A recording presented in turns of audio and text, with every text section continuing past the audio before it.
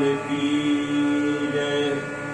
वीरेंद्र लाल महाराज की जय।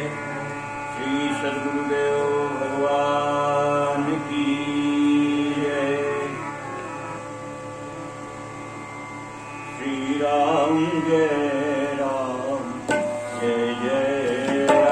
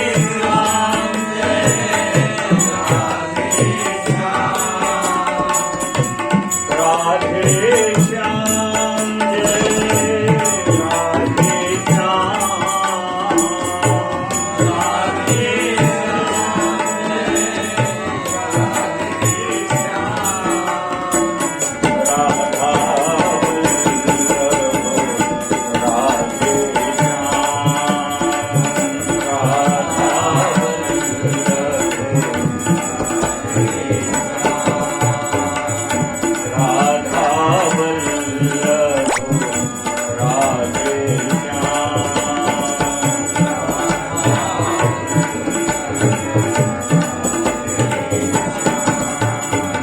श्री राम जय राम जय जय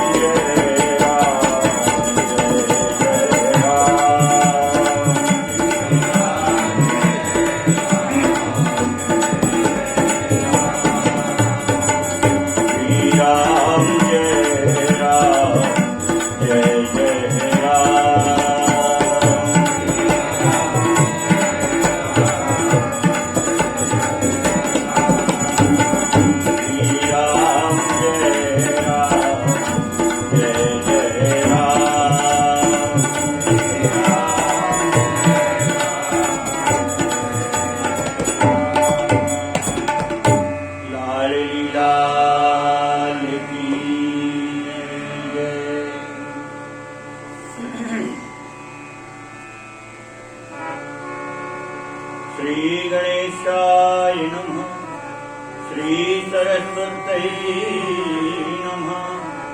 श्री परम गुरु चरण कमलेभ्यो नमः।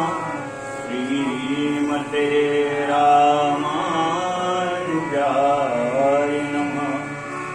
गुरुर्ब्रह्मा गुरुर्विष्णु गुरुर्देव महेश्वरा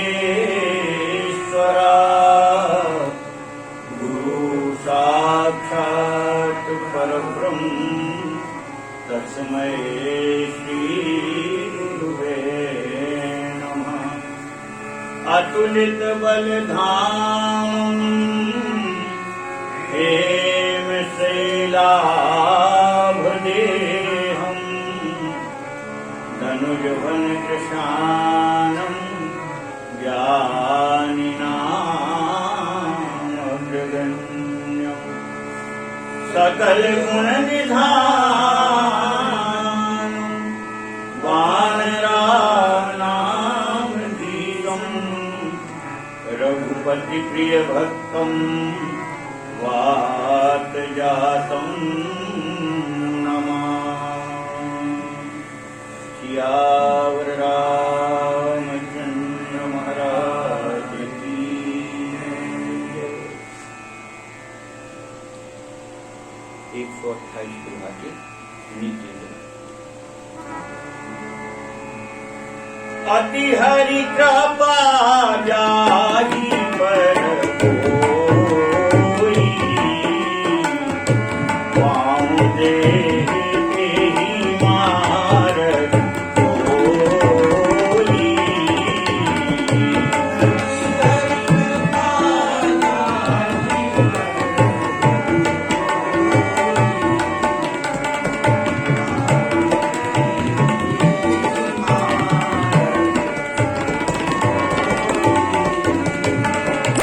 मन कामना सिद्धि नर पावा। यह कथा कपट तरी गावा।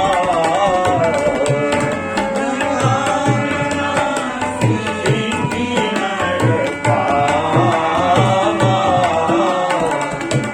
यह कथा कपट तरी गावा।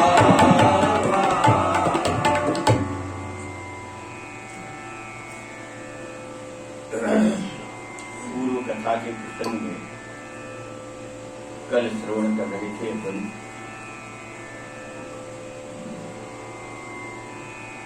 यही महर्षि सप्त सोपान और रघुपति के भक्ति बंधान। रघुनाथ जी की भक्ति प्राप्त करने का अत्यंत सरल सुगम मार्ग है रामचरितमानस। इसमें 7 सीढ़ियां, 7 कांड ही इस सरोवर की 7 सीढ़ी बनी है। कल हम आपसे निवेदन कर रहे थे, सर्वभंग जी के प्रसंग में, और महामुनि सर्वभंग जी कहते हैं, चितवत पंथ रहे दिन राती, अब प्रभु देख जुड़ानी छाती। यह जो चौपाई है, ये बहुत विलक्षण भावपूर्ण चौपाई है और इसका रहस्य है। सीधा सीधा अर्थ तो यह है कि दिन रात आपकी बाट जोड़ते रहे, और अब आपने आके दर्शन दे दिए तो छाती हृदय शीतल हो गया, छाती ठंडी हो गई। ये तो शब्दार्थ है, पर इसका आशय क्या है? इसका आशय यह है कि जह लगे साधन कहे बखानी।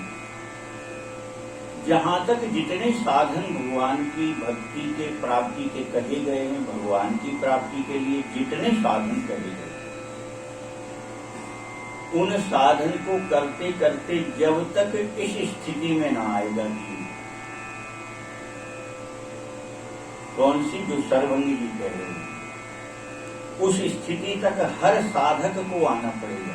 चाहे योग से आए, चाहे यज्ञ से आए, चाहे जप तप से आए, चाहे व्रत पूजा करके आए, जितने साधन हैं, सारे साधन को करते करते करते और अंत में जब वह इस स्थिति में आ जाए कि प्रभु हमसे अब कुछ नहीं होता, अब तो आप ही कृपा करो, अब तो आप ही कृपा करो, बस उस स्थिति में आने के बाद ही रघुनाथ जी की भक्ति की प्राप्ति होती है। थक करके जीव अहंकार नष्ट हो जाए, पुरुषार्थ का अहंकार बनता है साधन करने पर। अरे हमने ऐसा साधन किया, हमने ऐसा व्रत किया, हमने ऐसा जप किया, हमने इतने लाख नहीं इतने करोड़ नाम जप किया, तो इस सब साधन का अहंकार बनता है। और जब तक वो अहंकार बना रहता है तब तक साधन करने के बाद भी भक्ति और भगवान की प्राप्ति नहीं होती। पर जब ये साधन करते करते और वो साधन का अहंकार टूट जाए कि प्रभु अब नहीं हमसे कुछ होता, अब तो आप ही कृपा करो, और तब ठाकुर जी कृपा करते हैं। तो ये जो 7 सीढ़ियां कह रहे हैं, रामचरितमानस की 7 सीढ़ी जो चल गई तो उसे भक्ति रूपी जल प्राप्त हो जाए। तो 7वीं सीढ़ी कौन सी है? इस प्रकार से समर्पण हो जाए, दैन्यता पूर्ण समर्पण हो जाए, अहंकार हृदय में न रहे। पूर्ण दैन्यता के साथ जब वह समर्पित होता है कि प्रभु अब हम आपकी शरण में हैं, हमसे अब कुछ नहीं होता, ये 7वीं सीढ़ी है। और 7वीं सीढ़ी पर पहुंच जाओगे तो जल वहां से लगा हुआ है, तो भक्ति रूपी जल की प्राप्ति हो जाएगी। और 6वीं सीढ़ी तक रहोगे तो जल की प्राप्ति नहीं हो सकती। जब तक अंतिम जहां जल टकरा रहा है उस सीढ़ी तक नहीं जाओगे तो जल की प्राप्ति नहीं होगी। तो साधन करते करते अंतिम सीढ़ी है सच्चा समर्पण, दैन्यता पूर्वक, तो भक्ति प्राप्त हो जाए।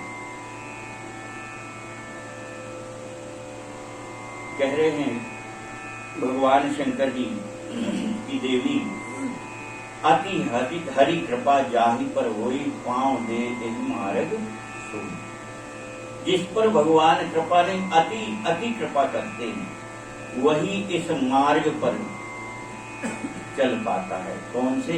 भक्ति प्राप्ति के मार्ग पर वही चल पाता है जिस पर भगवान अति कृपा करते हैं। अन्यथा लोग तो भटकते रहते हैं, काय में अपने मन की जो कामनाएं हैं इनकी पूर्ति में लगे रहते हैं। कह रहे ऐसा नहीं है कि वो ना होगा, नहीं, इस रामचरितमानस से सब कुछ की प्राप्ति है। भक्ति की तो ये खान ही है, इसमें तो भक्ति रूपी लक्षण भरे पड़े हैं, सातों कांड में भरे पड़े हैं।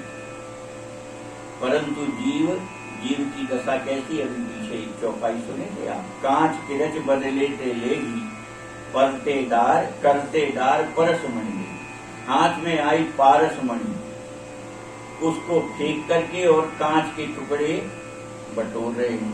तो कांच के टुकड़े क्या है? संसार की ये विषय वासना, विषय भोग, और ये जो इसके लिए हम जो कामनाएं करते हैं, तो कांच के टुकड़े तो हैं।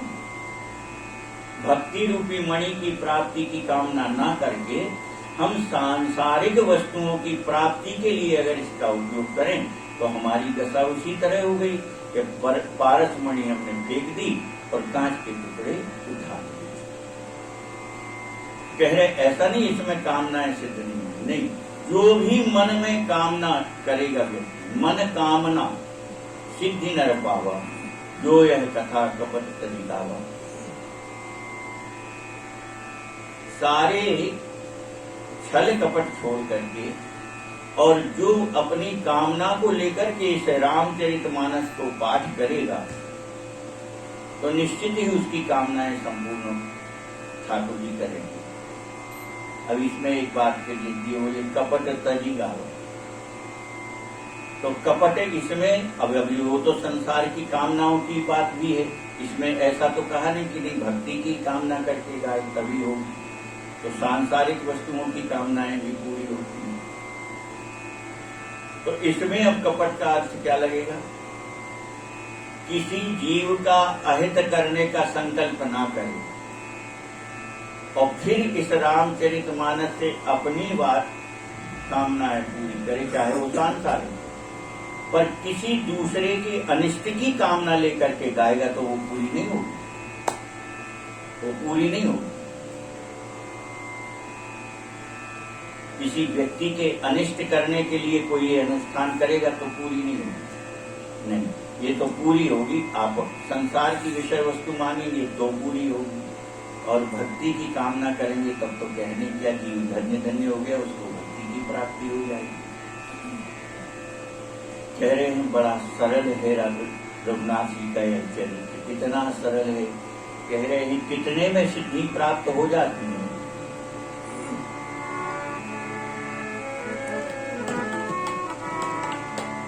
कहीं सुनहि अनुमोदन करहि,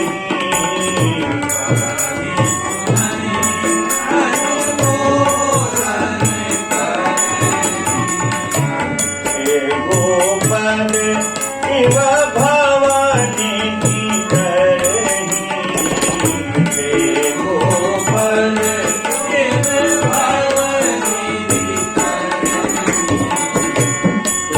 तव कथा हृदय अति भाई,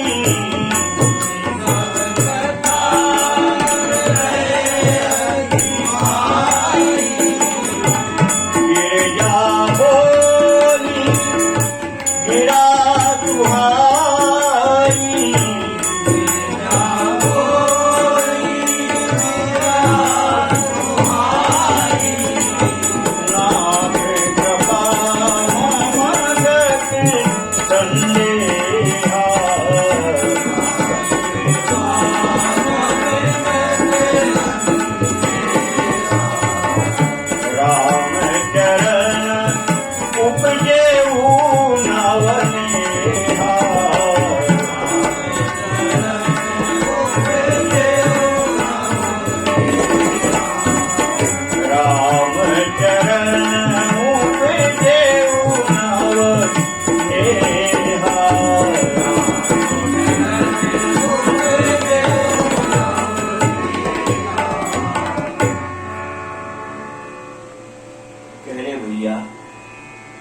बहुत कुछ ना कर पाओ तो कहाँ ही सुने।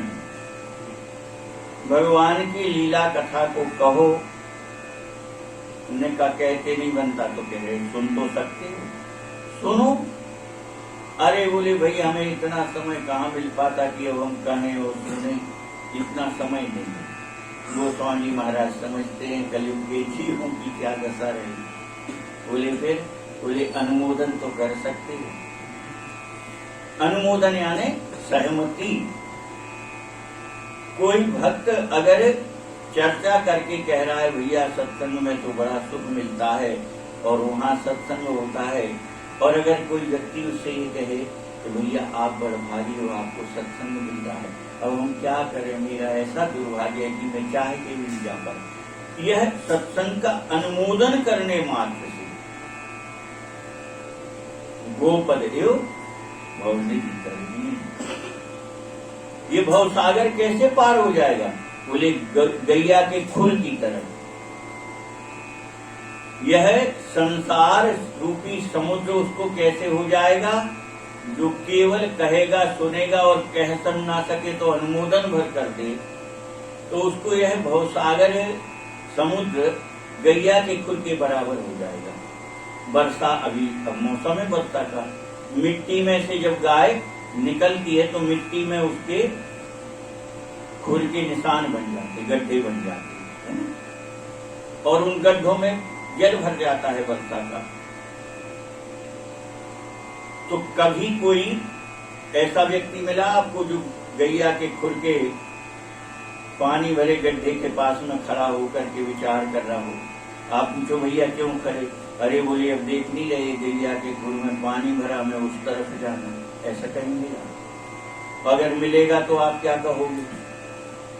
अगर ऐसा व्यक्ति कहता हुआ मिलेगा तो आप कहोगे कि इसका पागल हो जाएगा, ये कहोगे? अरे ऐसे कई गैयों के खुर अपन सहज में लांघते रहते हैं। तो कह रहे इस भवसागर से पार होने के लिए कोई बहुत भारी तुम्हें साधन नहीं करना। क्या करना? बोले कहो, सुनो, और दोनों ना बने तो सहमति तो दे दो भैया। जो सत्संग कर रहा है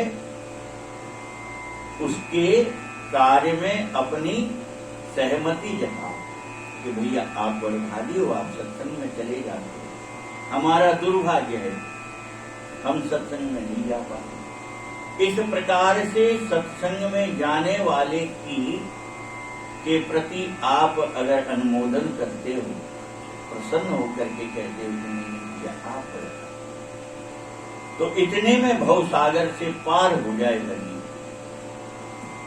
और सुन सब कथा हृदय अति भाई, गिरिजा बोली गिरा सुहाई।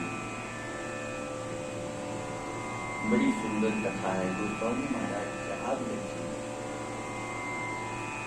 सुन सब कथा हृदय अति भाई। अब ये कथा किनके बीच में प्रारंभ हुई थी?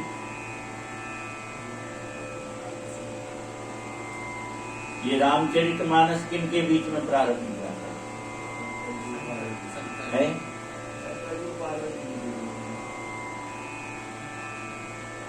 शंकर पार्वती जी के बीच में राम कथा जो हुई है वो कौन किसको सुना रहा था? प्रारंभ में अपन पढ़े, माल मकर गत रवि जब तीरथ पति आव सब कोई। और एक बार बोले माघ के महीने में याज्ञवल्क्य जी भरद्वाज जी के पास गए, और भरद्वाज राखे पर देखी। माघ का महीना समाप्त हो गया, मेला समाप्त, सब संत महात्मा अपना अपना आसन लेके चल दिए।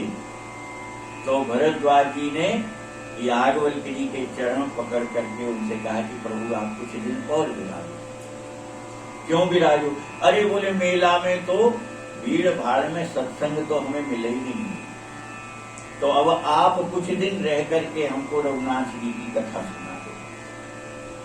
और तब याज्ञवल्क्य जी ने प्रारंभ कहाँ से किया था?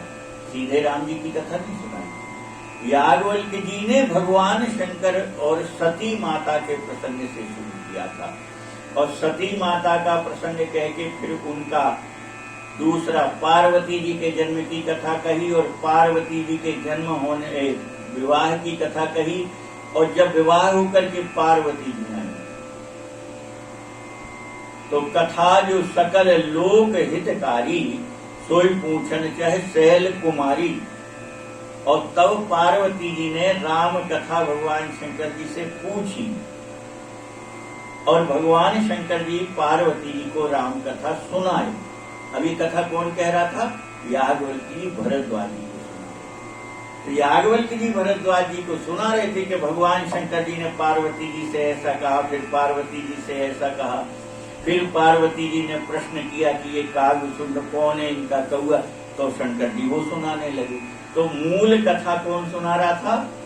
याज्ञवल्क्य जी। इसमें तो यह जो बात है, सुनी सब कथा हृदय अति भाई। याज्ञवल्क्य जी कह रहे हैं भरद्वाज जी से कि हे भरद्वाज जी, यह संपूर्ण कथा भगवान शंकर जी ने सुनाई तो पार्वती जी मैया को बहुत हृदय में बहुत प्रिय लगी राम कथा। और तब पार्वती जी भगवान शंकर से कहने लगी कि नाथ कृपा मम गत संदेह किए। नाथ, मेरा जो संदेह पूर्व जन्म का था और इस जन्म में कुछ जो थोड़ी छाया रह गई थी, वह सब कुछ जाता रहा। अब तो क्या हो गया? बोले राम चरण उपजेऊ नवनीमा। अब तो रघुनाथ जी के चरणों में और नया नया प्रेम प्रकट हो गया। पहले भी प्रेम था, पर कथा सुनकर के नवनेहा नया नया प्रेम प्रकट हो गया हो। और पार्वती जी फिर भगवान शंकर जी से कहती हैं, मैं कृत कृत्य भयहूं तब, मैं कृत कृत्य भयहूं अब, तब प्रसाद विश्वेश। उपजी राम भगति दृढ़, बीते सकल कलेश। लाडली लाल की है। माता पार्वती जी कह रही है, मैं कृत कृत्य भयहूं तब प्रसाद विश्वेश। हे विश्वनाथ, आपके कृपा प्रसाद से और अब मैं धन्य धन्य हो गई, कृतार्थ हुई, कृतकृत्य हुई, धन्य धन्य हो गई, कुछ शेष नहीं रहा। और उपजी राम भगति क्रम और बीते सकल कलेश। जो पूर्व जन्म के मोह संदेह के कारण हमको कष्ट हुआ था, वो सब जाता है। कोई संदेह अब मेरे मन में भीतर नहीं रहा। और प्राप्ति काय की हुई? तो उपजी राम भगति दृढ़। राम भक्ति तो थी, पर अब राम भक्ति कैसी हो गई? बोले दृढ़ भक्ति हो गई। राम जी के चरणों की दृढ़ भक्ति हो गई प्राप्त। और सारे दुख क्लेश सब दूर हो गए मेरे। कह रही हैं, यह शुभ शंभु कुमार संवादा,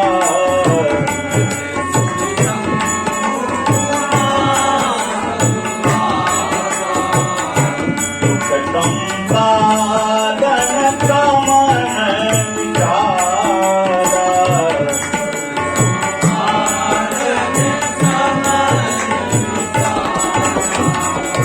भवभंजन गंजन संदेहा,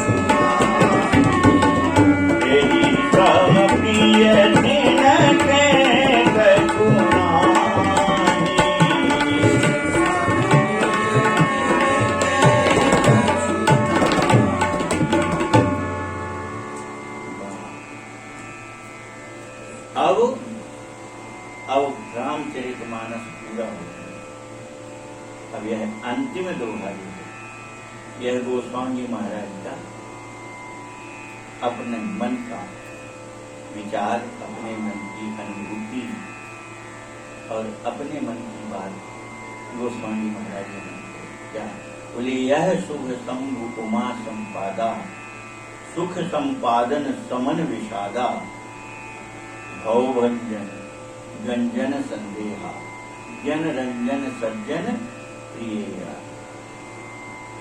गोस्वामी महाराज कह रहे हैं कि यह भगवान शंकर जी और पार्वती जी के बीच का जो संवाद है, ये सब प्रकार से जीव मात्र का कल्याण करने वाला है। क्योंकि पार्वती जी ने कथा के प्रारंभ में ये बात कही कि केवल मेरा हित हो ऐसी कथा नहीं सुननी है हमें, नहीं,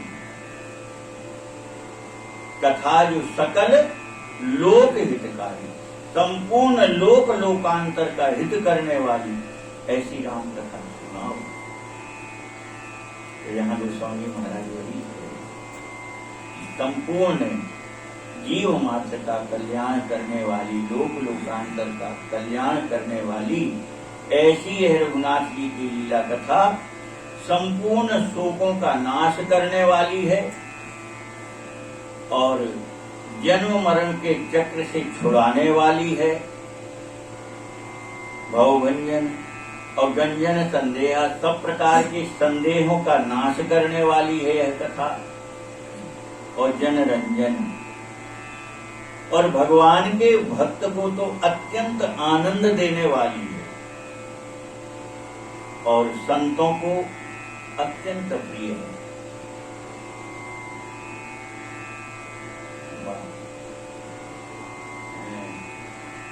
राम प्रिय पावन तुलसी सी, यह राम कथा ठाकुर जी तक को प्रिय है। कैसे प्रिय है ठाकुर जी को?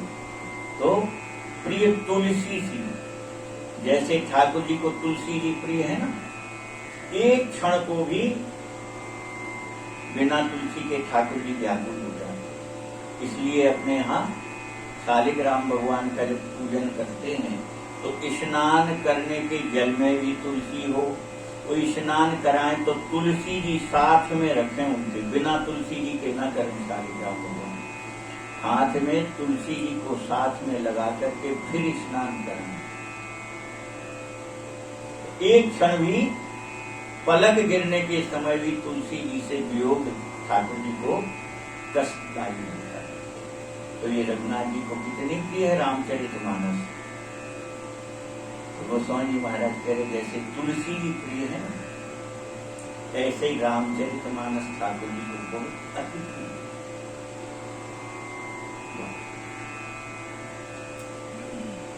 और सभी संतों को अत्यंत प्रिय लगती है राम कथा, सज्जन प्रिय कथा।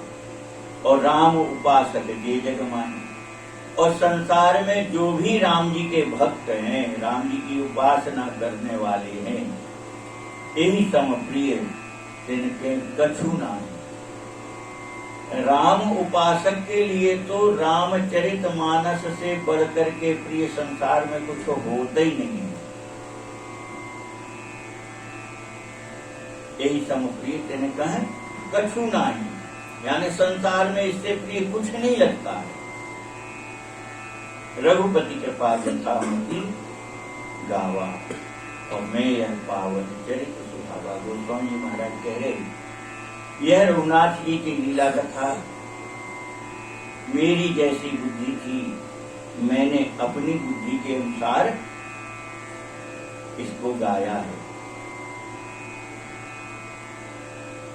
संपूर्ण जीवों को पवित्र करने वाली यह कथा मैंने अपनी बुद्धि के अनुसार जाकर के पूर्ण की। अब कह रहे हैं कि गोस्वामी महाराज कह रहे यही कलिकाल न साधन दूजा,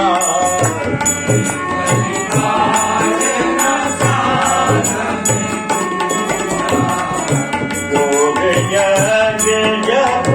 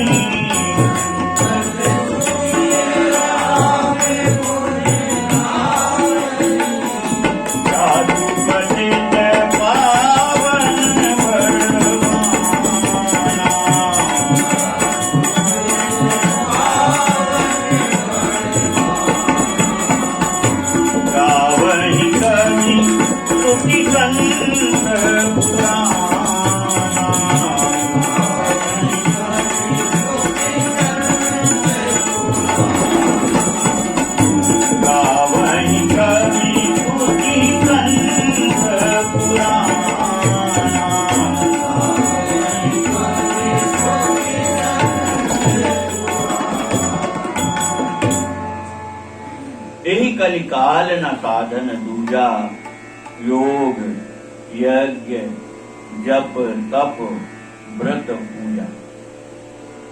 कह रहे योग यज्ञ जप तप व्रत पूजा ये सब कलयुग में सफलता पाने में बड़ी कठिन है, बहुत कठिन। तो इस पे कई बार अपन विचार कर चुके हैं, विस्तार की आवश्यकता नहीं है। योग करो तो बड़ा कठिन है, मन चंचल है, योग में ध्यान की स्थिति तक पहुंचे नहीं पाते हैं। अब तो योग व्यायाम का स्वरूप ले गया, तो योग से परमात्मा की प्राप्ति बड़ी दुर्लभ है। कभी यज्ञ से भी दुर्लभ है, क्योंकि यज्ञ में सब कुछ शुद्ध और पवित्र चाहिए, निर्मल पवित्र सब चाहिए, वस्तुएं भी निर्मल पवित्र हों और यज्ञ करने वाला कराने वाला आचार्य यजमान सब पवित्र हों और सबकी श्रद्धा हो, तब यज्ञ सफल हो। तो कह रहे योग भी सफल नहीं, यज्ञ भी सफल नहीं। जप माला चलती है तो 10-20 गुड़िया के बाद मन चला जाता, कहां कहां तक घूमने लगता। सब लोग माला करके देख लो, मन बंधता ही नहीं है, पूरी माला घूम नहीं पाती और मन यहां से भाग जाता है, भागता कि नहीं भागता। तो जप कितना कठिन है, और तप तो एक दिन एकादशी का व्रत 15 दिन में पड़ता है। एकादशी का व्रत आने के 2 दिन पहले से चिंता में हो जाते, बोले परसों एकादशी है, अब परसों एकादशी है। 2 दिन में 50 बेर याद करत परसों एकादशी है, माने बड़ी भारी विपत्ति आ गई। और एकादशी जब व्रत करते हैं तो वैसे 14 दिन बिल्कुल याद नहीं आए, परंतु एकादशी के दिन जरूर मन हुई, आहा मंगोड़ी होती, कचौड़ी होती, फिर मन भाग। तो व्रत कितना तप भी बड़ा कठिन है और व्रत भी बड़ा कठिन है। और पूजा की विधि अब किसको आती, कोई बिरली, हजारों साधक में कोई बिरले पूजा की विधि विधान से पूजन जानते हैं, वो करते हैं, पर सामान्य तरह से पूजा की विधि कोई जानते हैं। और ये द्वापर का धर्म है पूजा। तो कह रहे ये सारे साधन कलयुग में निरस्त ही हैं एक तरह से। जैसे नोटबंदी के बाद 1000 का नोट 2 कौड़ी की कीमत नहीं ले, कोई 2 रुपया में भी लेने तैयार नहीं था। क्यों? बंद ही हो गया था, क्या काम का, कागज हो गया। तो ऐसे ही कलयुग में ये सब साधन जितने हैं, अब रखे भले रहे कोई, तो फिर बोले सैकड़ों वर्षों के बाद जब कहते जी 1000 का, तो भले ही फिर कीमत न मिल जाए, चलो जाए, पर वो चलन से बाहर हो जाता है। तो कलयुग में कौन सा सिक्का चलता है? कह रहे राम ही सुम लिए गालिए राम, संतत सुनिए राम गुण ग्राम। केवल रघुनाथ जी का नाम और रघुनाथ जी का चरित्र, बस यही सिक्का चलता है, यही करेंसी है कलयुग की।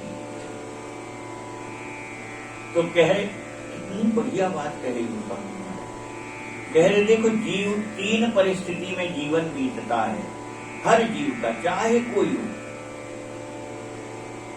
दुख दूर हुआ तो सुख, और दुख और सुख के बाद एक परिस्थिति होती कि ना दुखी है ना सुखी है, सामान्य। 3 परिस्थिति जीवन में बीतती है। कोई ऐसा दुख का कार्य हो जाए तो पूरा परिवार दुखी है। परिवार में कोई बच्चे का जन्म हो जाए, किसी बच्चे का विवाह हो तो आनंद ही आनंद है, जन्मदिन आ गया आनंद ही आनंद है। अब बोले ना कोई पधारो आए न कोई आओ आए, ना किसी की मृत्यु है, ना कोई का जन्म है, ना कोई विवाह है, सामान्य। तो बोले सामान्य समय में 3 समय के उपाय बता दिए गोस्वामी महाराज। बोले जब अत्यधिक कोई संकट दुख आए परिवार में आपके या स्वयं पे, तो राम ही सुमिरिए। संसार को मत सुमिरो, संसार की आशा मत रखो। दुख का समय हो तो राम जी को याद करो कि प्रभु इस संकट से उबार लो, इस संकट को सहन करने की सामर्थ्य दे दो, हमसे ये संकट सहा नहीं जा रहा। तो राम ही सुमिरिए। और बोले आनंद मंगल का समय हो परिवार में, तो फिर गाइए राम जी को गाओ। संसार के विषयी गीतों को ना गाओ, फूहड़पन के गीतों को ना गाओ। मांगलिक कार्य हो तो ठाकुर जी को स्मरण करो, जन्म के पद गाओ, ठाकुर जी के जन्म के पद गाओ। अवष्टमी आने वाली है, जन्माष्टमी, खूब बढ़िया से, चाहे राम जी के जन्म के गाओ, चाहे कन्हैया के जन्म के गाओ। विवाह का समय हो तो ठाकुर जी के विवाह के गीत गाओ। सारी व्यवस्थाएं अपने यहाँ, तो कह रहे गाइए राम। सुख के समय में राम जी को गाइए। और बोले सामान्य समय हो तो बोले रोज रोज कथा सुनो, जैसे आप लोग रोज रोज कथा सुनते। संतत सुनिए, सतत सतत सुनते रहिए राम जी की कथा, तो सुखी बने रहोगे। दुख आएगा भी तो आप प्रभाव में नहीं आएंगे, सुख आएगा तो सुख के प्रभाव में आप बहकेंगे नहीं। नित्य कथा सुनने वाला ऐसी परिस्थिति में और इतना गंभीर बन जाता है। तो संतत सुनिए राम गुण ग्राम, और कह रहे जासु पतित पावन बड़वाना। जिसने यह प्रतिज्ञा ही ले रखी है, क्या प्रतिज्ञा ले रखी है? पतितों को पवित्र करने की जिसने प्रतिज्ञा ही ले रखी है, गावहि कवि श्रुति संत पुराना। ऐसा वेद पुराण संत सब गाते हैं, ऐसा सब संत महात्मा वेद पुराण सब शास्त्र एक मत से यही गाते हैं कि राम जी का बाना क्या है? बोले पतित को पावन करना। हरि पतित पावन सुने, मैं पतित तुम पतित पावन, दो बानक बने। हरि पतित पावन सुने, पतित को पवित्र करने की प्रतिज्ञा किए हुए हैं रघुनाथ जी। और इसलिए कह रहे हैं ताहि भजे ही मन तरी कुटिलाई। तो अपने ही मन को समझा रहे गोस्वामी जी कि अरे मन, सारी कुटिलता छोड़ करके ऐसे रघुनाथ जी का भजन करो ना, जो तुम्हारे सारे पापों को नष्ट करके तुम्हें परम पवित्र बना देंगे। ऐसे रघुनाथ जी का ही भजन क्यों नहीं करते? और संसार में बताओ जिसने भजन किया हो और अगर उसको भक्ति या मुक्ति प्राप्त ना हुई हो, ऐसा कोई व्यक्ति बताओ। राम भजे गति के ही नहीं पाई, किसने गति नहीं पाई? तो कह रहे कोई बहुत डिग्री की जरूरत नहीं है कि बड़ी बड़ी डिग्रियां हो तब भजन कर पाओगी, तब कथा कह पाओगी, तब नाम जप पाओ। नहीं, यहाँ वो डिग्री नहीं चलती। यहाँ क्या चलता है? भाव वश्य भगवान सुख निधान करुणा भवन। केवल भाव की ही आवश्यकता है, और भाव सहित अगर जीव भगवान का स्मरण भर करे तो गीत जटायु को जब ऐसी सुंदर गति, शबरी को ऐसी गति, तो फिर हमें आपको क्यों नहीं मिली? राम भजे गति के ही नहीं पाए। ऐसा कौन है जिसने राम जी का भजन किया हो उसका कल्याण न हो गया, उसको भक्ति या मुक्ति प्राप्त न हो? ऐसा है, निश्चित उसको मिलेगी। पाई न तेरी गति पछेत पावन, राम भजी सुन सके मना।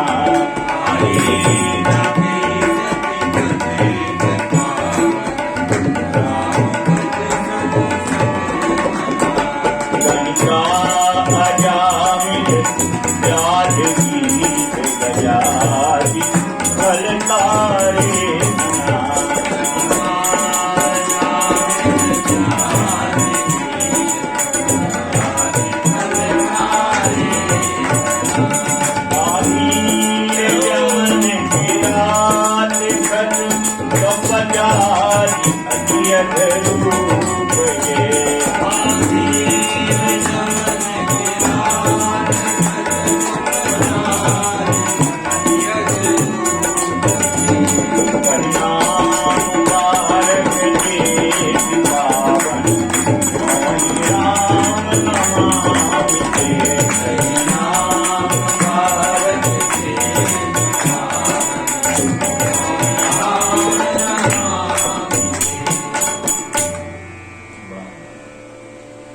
सठ मना।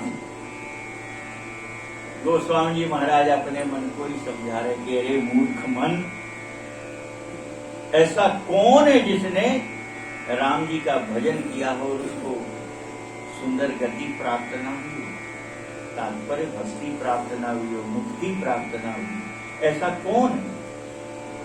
बड़े से बड़ा पतित भी अगर राम जी के शरण आ गया तो भगवान ने उसको भक्ति मुक्ति की प्राप्ति कराई है। तो अरे मूर्ख मन, ऐसे राम जी का भजन क्यों नहीं करते जिनके भजन से परम गति प्राप्त होती है। गणिका अजामिल व्याध गीत गजादि फल तारे। गोस्वामी जी महाराज अपने मन को ही समझा रहे कि अरे दिया मन, विचार करो, वेश्या जैसे ही पापी दिन रात जो केवल विषय भोग में जीवन बीत जाता है, ऐसी वेश्या भी अपने यहाँ कहते ना, सुआ पड़ावत गणिका तर गई तारे सदन कसाई। तोता को पढ़ाने में और वह वेश्या भगवान भक्ति प्राप्त हो गई, मुक्ति, सुंदर परम गति पाई। अजामिल जीवन भर पाप करता है, घोर पाप की, परंतु केवल एक बार लड़के के ब्याज से भगवान का नाम निकला नारायण। उसने तो लड़के के लिए बुलाया था नारायण करके, लड़के का नाम नारायण था, उसको बुलाया था, परंतु भगवान ने उस अजामिल को भी और परम गति प्रदान की। व्याध व्याध गीध, व्याध तर गया, गीध तर गए, हाथी तर गया, और कह रहे ये तो ठीक है, नहीं, खल तारे घना। बोले भक्तों से ज्यादा तो दुष्टों का उद्धार किया राम ने। ना, खल तारे घना यानी बहुत, तो खलों का तो कह रहे अब क्या कहें, कहां तक उद्धार किया, गिनती नहीं। आभीर यमन किरात खस पचा अति अधूर। यवन है, किरात है, आभीर भी ये जंगली जाति है, और खस स्वपच ये जो है ये भजन करने के अधिकारी नहीं है, ये चार वर्ण के बाहर की, चार वर्ण के बाहर के नहीं, ये चार वर्ण की जो व्यवस्था है उसमें नहीं आती। पर कह रहे इन सब को भी ये तो पाप की मूर्ति थे सब, पर ऐसे पाप रूप इन सब को भी केवल एक बार कह नाम बारक, एक बार इनने राम ले लिया तो एक राम नाम ने इनका उद्धार कर दिया। कह नाम बारक ते भी पावन। एक बार नाम कहने पर पवित्र हो गए। और ऐसे राम नाम और ऐसे रघुनाथ जी के चरणों में गोस्वामी महाराज कहे, मैं प्रणाम करता हूं उनको, ओहि राम नमामि ते, मैं उन राम जी को प्रणाम करता हूं। रघुवंश भूषण चरित हर कहहि तुमहि गावहि।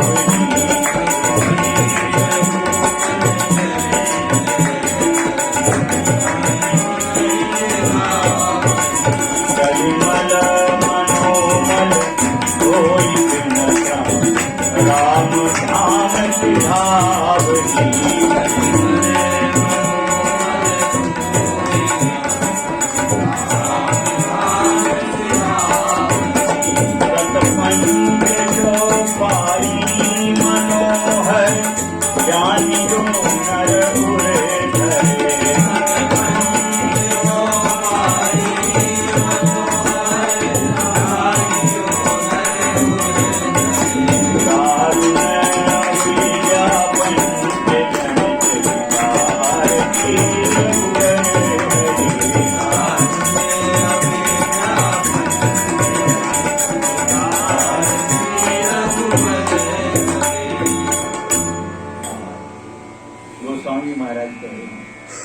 रघुवंश भूषण प्रभु श्री रघुनाथ जी के चरित्र को कहते सुनते गाते हैं जो मनुष्य, वे इस कलयुग के संपूर्ण पापों से मुक्त हो जाते हैं। उनका मन एकदम निर्मल पवित्र हो जाता है।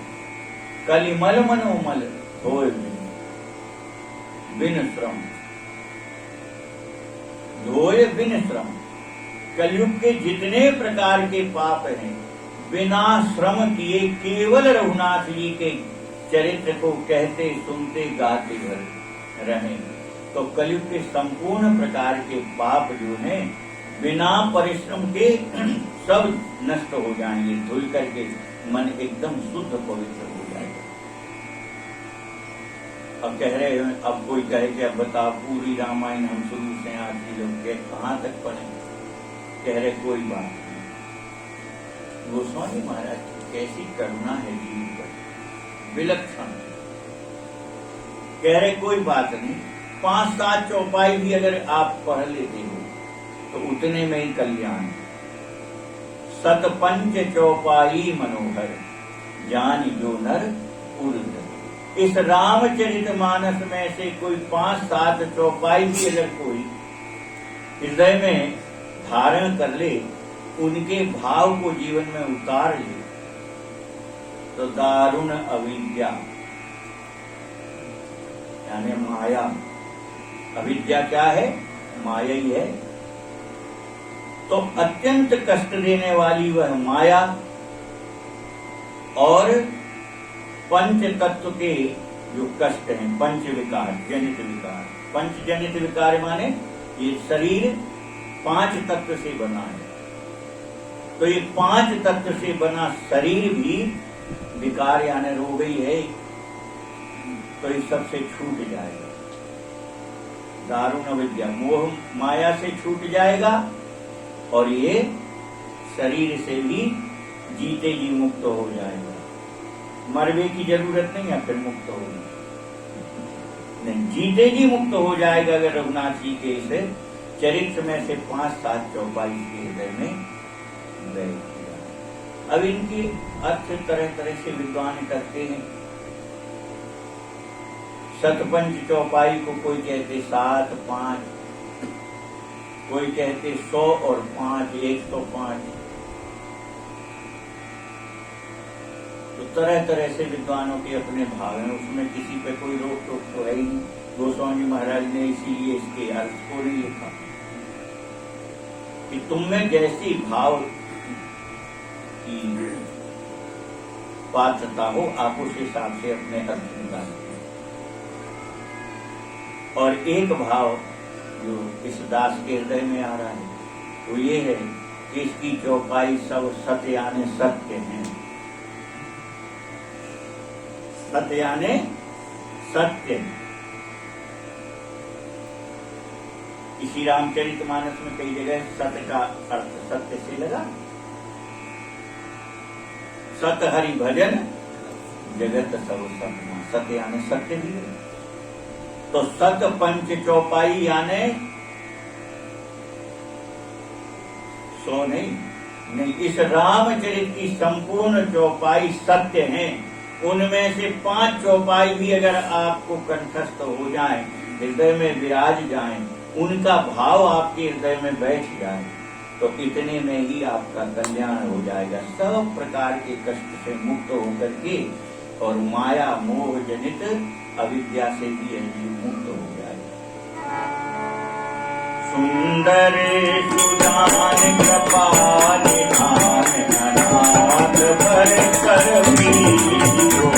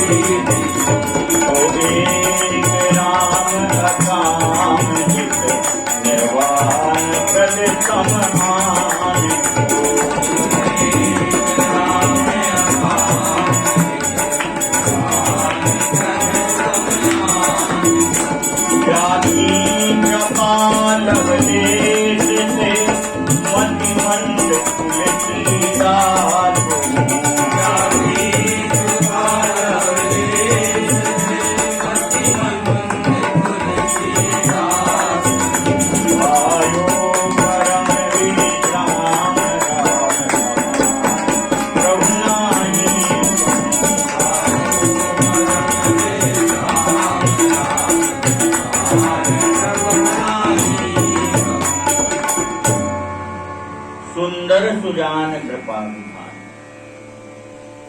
रघुनाथ जी कैसे हैं? परम सुंदर है। सुजान बड़े चतुर हैं और कृपा के तो भंडार ही हैं। ऐसे परम सुंदर, परम चतुर और कृपा के भंडार श्री रघुनाथ जी अनाथों पर प्रीति करते हैं, ये उनका स्वभाव। किस पर प्रेम करते हैं? अनाथ पर। हे अनाथ के नाथ। ठाकुर जी किनके स्वामी हैं? जो अनाथ है। अब जो खुद ही स्वामी बनो बैठो, वो का स्वामी? जो खुद ही स्वामी बना बैठा है, उसका क्या स्वामी? स्वामी किसका होता है? जो दास बने। तो कह रहे हैं अनाथ पर कर प्रीति, जिनका सहज स्वभाव ही है अनाथों पर प्रेम करना। ऐसे रघुनाथ जी केवल एक इनके समान और कोई दूसरा है ही नहीं। एक राम जी ही है। एक राम अकाम हित, निष्काम निस्वार्थ प्रेम करने वाले, निस्वार्थ हित करने वाले जीव के सच्चे हितैषी राम जी ही हैं। राम जी के जैसा कोई दूसरा जीव का हित करने वाला संसार में है ही नहीं। जाकी कृपा लवलेश थे मति मंद तुलसीदास। कह रहे मेरे ऊपर तो विचार करो। गोस्वामी महाराज कह रहे मेरे ऊपर विचार करो। क्यों? जन्म लेते ही माता पिता ने क्या किया? माँ का निधन हो गया, माँ के प्राण छूट गए। पिता ने अभागी कहकर के घर से इसको चाहे जहां ले जाओ, इसको हमारे घर से निकाल। दासी ले गई। दासी ने अपने घर में पालन पोषण किया, पर अधिक समय वह भी नहीं दे पाई गोस्वामी जी को। 4-5 वर्ष की अवस्था में उसका भी शरीर छूट गया। 4-5 वर्ष की अवस्था में अनाथ हो गए गोस्वामी। अब कोई नहीं, अब कोई नहीं। कोई खाने दे देता, खाली ना मिलता तो 1-1, 2-2 दिन भूखे रह जाते। जल पी करके 2-2, 4-4 दिन बीत जाते। रोते रहते, भटकते रहते सारे गांव में। लोगों ने तो उनको देख के दरवाजे बंद करने लगे थे। अरे बोले इसके आने से अनिष्ट होता, ये जन्मते ही अपनी माँ को, इसके पिता भी चले गए, तो दासी पाल रही थी तो वो भी ज्यादा दिन नहीं जी, वो भी मर गई, तो इनको अब शकुन मान लिया। परंतु गोस्वामी महाराज कह रहे भैया जरा विचार करो, केवल इसी राम नाम का आश्रय लिया था मैंने और कुछ नहीं जानता था। केवल इसी राम नाम का आश्रय लेने से, और आज मैं तुलसीदास जहां हूं तो तुम आप सब जानते हो, आप सब जानते हो कि ऐसा अनाथ बालक में, अनाथ के नाथ तो सीता नाथ ही है, इसलिए उन्होंने मुझे अनाथ देख करके कैसे अपनाया, कैसी कृपा बरसाई। यह गोस्वामी महाराज का चरित्र आप पढ़िए, कैसी विलक्षण घटना है। स्वयं पार्वती जी आकर के उनको प्रसाद प्रदान, और रामचरित लिखने लगे तो ऐसे डूब जाते कि सब भूल जाते। तो बचपन में भी पार्वती जी ने भोजन कराया, जब 4-5 वर्ष की अवस्था थी, वो दासी खत्म हो गई तो बुढ़िया का स्वरूप बना के और पार्वती जी उनको प्रसाद पवाती, आके कुछ न कुछ खिला जाते। रोज रोज पार्वती जी ने भोजन कराते, पार्वती जी जिसका पालन पोषण करेगी वही रामचरित लिख सकता है, दूसरा कैसे लिखेगा? क्यों? पार्वती जी ने रामचरित सुन के हृदय में धारण किया था, उनके प्रेम वात्सल्यमय दूध को पी करके, और गोस्वामी महाराज को वह सामर्थ्य मिली जिन्होंने ऐसा सुंदर रामचरित की रचना। तो कह रहे हैं पायो परम विश्राम, राम समान प्रभु नाम, प्रभु नाही कहूं। गोस्वामी महाराज कह रहे मैं अत्यंत अनाथ अवस्था का मंद बुद्धि बालक, और रघुनाथ जी ने ऐसी कृपा की कि आज मैं परम विश्राम पा गया, परम शांति मुझको प्राप्त हो गई, और मैं फिर एक बार सभी को विनम्रता से कह रहा हूं। गोस्वामी महाराज कह रहे कि राम समान प्रभु नानी कहूंगी, भैया राम जी जैसा मालिक संसार में दूसरा कोई है ही नहीं। कह रहे विचार करो, मौसम दीन न दीन हित, तुम समान रघुवीर, अस विचार रघुवंश मणि, अरहु विषम लाडली लाल की। मेरे समान कोई दीन नहीं, और हे नाथ आपके समान कोई दीनों का हित करने वाला नहीं। ऐसा विचार करके हे रघुवंश मणि, प्रभु मेरे स्वामी मेरे राम जी, इस संसार के जन्म मरण के असहनीय कष्टों से अब हमें छुटकारा दीजिए, अब हमको इससे जन्म मरण के चक्र से छुड़ा दीजिए। अब कह रहे हैं आप हम कुछ मांग रहे हैं, क्या मांग रहे हैं? तो राम जी से कह रहे हैं गोस्वामी महाराज के बस एक ही काम है, एक ही चीज की चाहत है। क्या चाहत है? बोले आप मुझे प्रिय लगो। अच्छा तो कितने प्रिय लगे? तो गोस्वामी बता रहे। गोस्वामी जी महाराज कह रहे हैं कामी नारी प्यार जिमी, लोभी के जिमी दाम, तिमि रघुनाथ निरंतर, प्रिय लागहु मोहि राम, लाडली लाल की जय। कह रहे जैसे कामी पुरुष को स्त्री प्रिय होती है। अब कह गए गोस्वामी, फिर विचार किया कि नहीं नहीं ये तो गड़बड़ हो गया। क्यों? बोले जब बुढ़ापे में हाथ पैर नहीं चलते हैं, सुनाई नहीं देता, दिखाई नहीं देता, दांत एक भी नहीं रह जाते हैं, तब फिर कहाँ कोई काम प्रभाव कर पाता।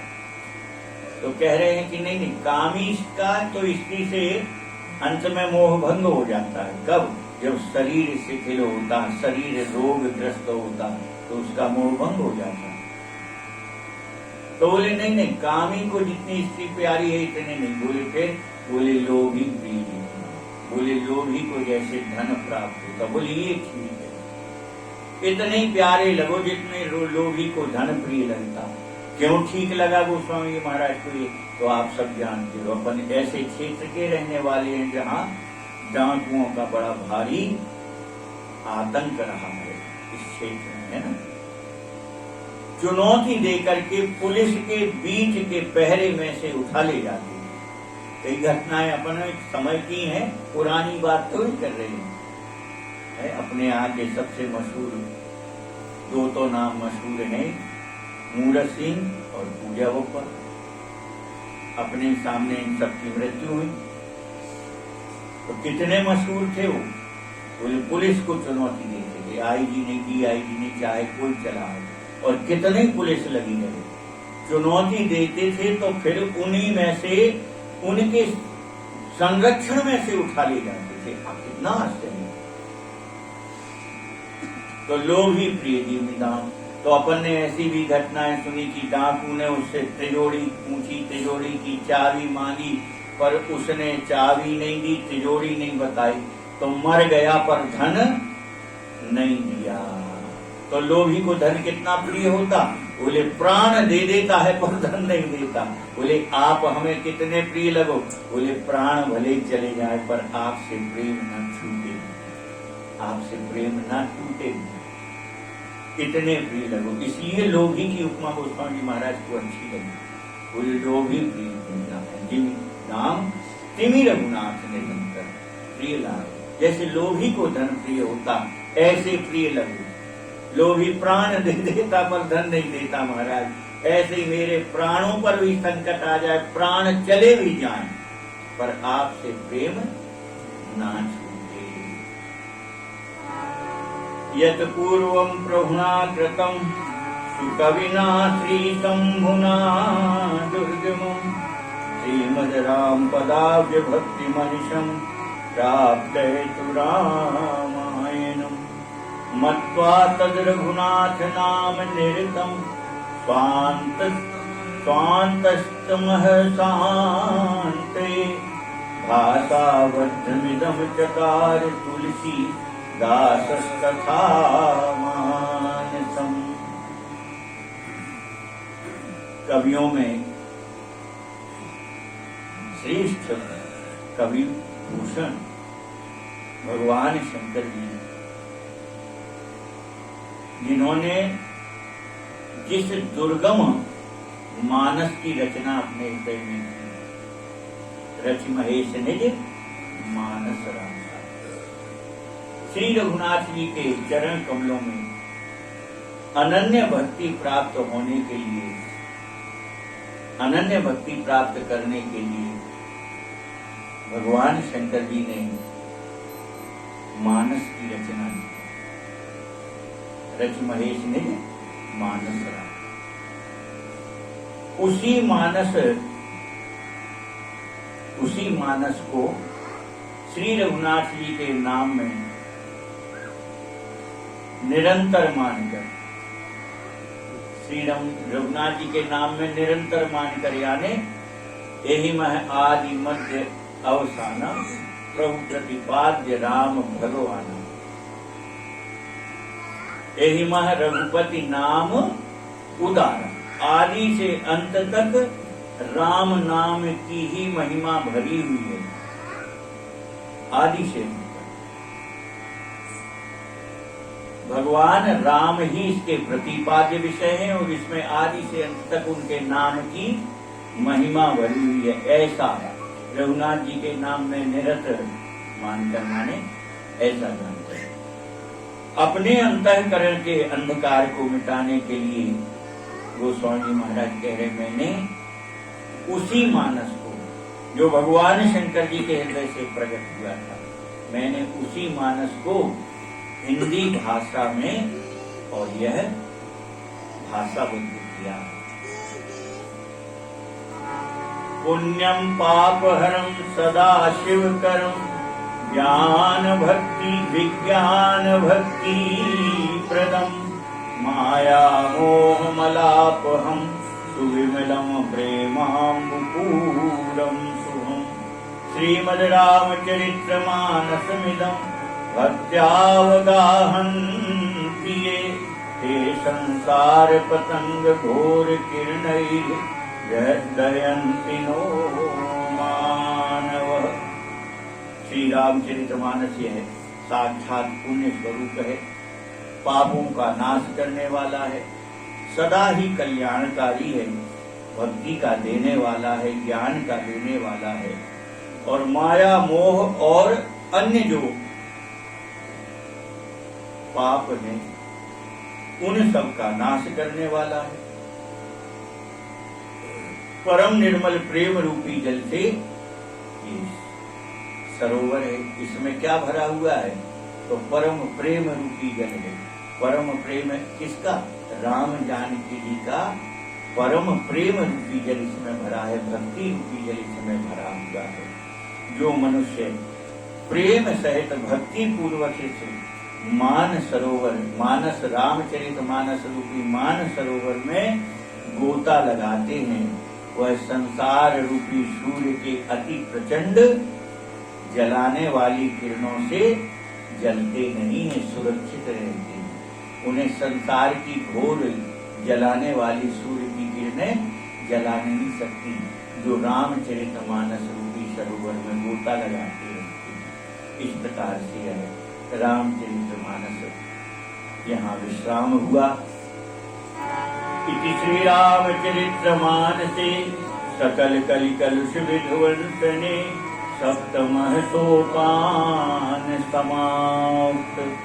लाडली लाल की जय। ये यहाँ विश्राम पूरा हो गया रामचरितमानस का, और यही प्रथा दादा के द्वारा चल रही है, उसका पालन करते हुए प्रथम बाल कांड के प्रारंभ के इस श्लोक को पढ़ करके और मनुष्य नियम का पालन कर लेंगे। यद्यपि नियम का पालन उनके अनुसार नहीं किया जा रहा है, हो नहीं पा रहा है, परिस्थितियां हैं ऐसी, इसलिए उनके अनुसार नियम नहीं हो पा रहा। क्योंकि नियम तो ये था कि जो क्रमशः रोज कहते हुए वहां तक विश्राम हो, तो फिर से यहाँ से प्रारंभ हो जाए, माने बीच का विक्षेप न आए, विश्राम के बाद विक्षेप न आए। तो अपन जितनी निर्वाह कर पा रहे हैं उतनी परंपरा का निर्वाह करें, और इसलिए केवल हम श्लोक का को पढ़ करके विश्राम। वर्णानामर्थ संघानाम रसानाम छंदसामपि मंगलानाम च कर्तारौ वंदे वाणी विनायकौ। भवानी शंकरौ वंदे श्रद्धा विश्वास रूपिणौ। याभ्यां विना न पश्यन्ति सिद्धाः स्वान्तः इष्टमीश्वरम्। वंदे गुणमयं नित्यं गुरुं शंकररूपिणम्। यमाश्रितो हि वक्रोऽपि चन्द्रः सर्वत्र वन्द्यते। सीताराम गुणग्राम पुण्यारण्यविहारिणौ। वन्दे विशुद्ध विज्ञानौ कवीश्वर कपीश्वरौ। उद्भव स्थिति संहार कारिणी क्लेशहारिणी। सर्वश्रेयस्करीं सीतां नतो हम राम वल्लभाम्। यन्मायावशवर्त विश्वमखिलं ब्रह्मादिदेवासुरा। यत् सत्त्वादमृतैव भाति सकलं रज्जौ यथा हेर्भमः। यत पाद प्लवमेकमेव हि भवाम्भोधे स्थितिर्षावताम् वन्देऽहं तं शेषकारणपरं रामाख्यमीशं हरिम् नानापुराणनिगमागम सम्मतं यद् रामायणे निगदितं क्वचिदन्यतोऽपि स्वान्तः सुखाय तुलसी रघुनाथ गाथा भाषा निबंधमति मंजुल मातनोति लाडली लाल की जय शंकर भगवान की जय श्री गोस्वामी तुलसीदास जी महाराज की जय श्री सद्गुरुदेव भगवान की जय परम पूज्य दादाजी महाराज की जय जय जय सीता